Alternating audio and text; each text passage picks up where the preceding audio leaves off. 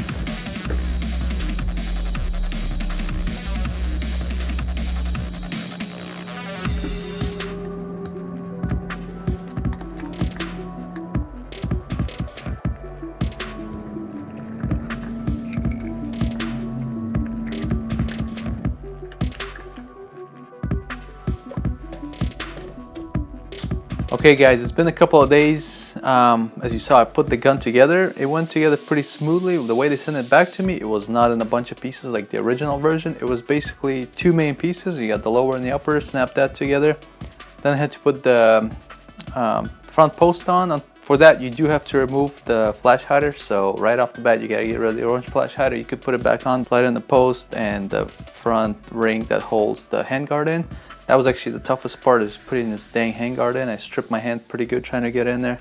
So I put that together, and then I just kind of messed with it on and off. I would go out and shoot it, then I'd take a break from it. Before I could even start that shooting though, I did have to get a battery. The old one I had was wired to mini jeans, and it was not working because it sat around for like 6 months unused, and I guess it just depleted. So get rid of that. And instead of wiring this battery to mini jeans to match the connection in the back here, I wired the connection back here to standard jeans. So now the gun is wired to regular jeans, which will make it easier to buy batteries, and it's now a standard AEG instead of this weird unique thing with the mini jeans, which no one really uses here. And that's my first real critique of this, is I'm not sure why GBLS decided to go with mini jeans. It is tight space in there, but there's enough space there for standard jeans or even a Tamiya. Anyway, I would get rid of the mini jeans and pick one of the more standard connections. Moving on to the gun. Once I got it together and I got it shooting, I was very pleasantly surprised. First of all, zero problems, zero fuses burned. Gun shoots semi and full auto like it's supposed to, and that was a big issue with the original batch. It would go through fuses, it would get hot, it would smell like grease. None of that here. It's shooting really well.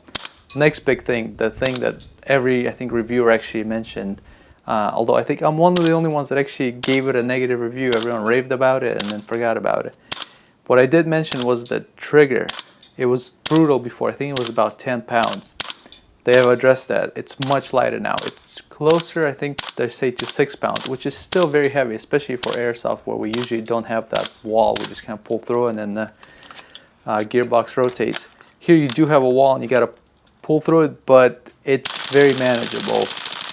Personally, I would like it to be a little lighter, but I'm not sure what's limiting that. Maybe it's a safety thing, maybe it's just a mechanical thing where it has to be a certain pull strength for it to work properly, but you could definitely live with it now. Before it was almost unusable. I'd have to fire using 2 fingers. It was just a pain. Now it's a lot more manageable, and really you kind of forget about it once you get going. The next thing they improved on is the magazine loading, where before it was just they gave you a standard magazine, which was kind of like a GBB magazine, and then you could use a GBB adapter to try to load it. It was a nightmare. You'd spill BBs everywhere. You'd get 15 in there before it was almost impossible to go any further. Now they've created an adapter that is this thick plastic adapter that is included with it, that goes on the front of a standard BB loader, lays right up against the magazine lip. Once you kind of push that first BB in and the follower goes down, the rest are easy. You do need a little bit of muscle, but very manageable, and you could load it to full capacity, which I believe is about 30 rounds. Huge improvement. Loading is no longer such a hassle, where before it was a real chore and you really didn't want to do it. You didn't want to shoot because you didn't want to load the mags. Now, much easier. Next thing they changed is the hop up. Totally new unit. The way it works is completely different. Now you use this long Allen key to adjust the hop up. You can come in from the back. The nice thing is you don't have to disassemble the gun. You crack it open, you pull the bolt back, and you should be able to get in there and twist it left or right. There's a little Allen key in there that adjusts it. I think it's counterintuitive, where counterclockwise gives you more hop up and clockwise gives you less hop up. So I'm glad they did that, where before it was that wheel, which was arbitrary, and that hop up was terrible. Now that's the main problem with the new version. All right, stop the video, guys. I have to interrupt myself here. I had originally completed the video and was about ready to publish it until I rewatched one of my old videos and remembered the one rule that I forgot, and that's you have to use hard BBs with this gun. That means no tracers, no bios. And in the original shooting test, which you're seeing here, I was using 0.28 gram Elite Force BBs, which are all bio. And then later on, I even tried some tracer BBs, which are 0.3s, just to see if the different weight helped. But I think bios are too soft and tracers are too soft, and they're getting beat up by the bolt. I noticed there was a little bit of the residue left where the bolt connects with the chamber.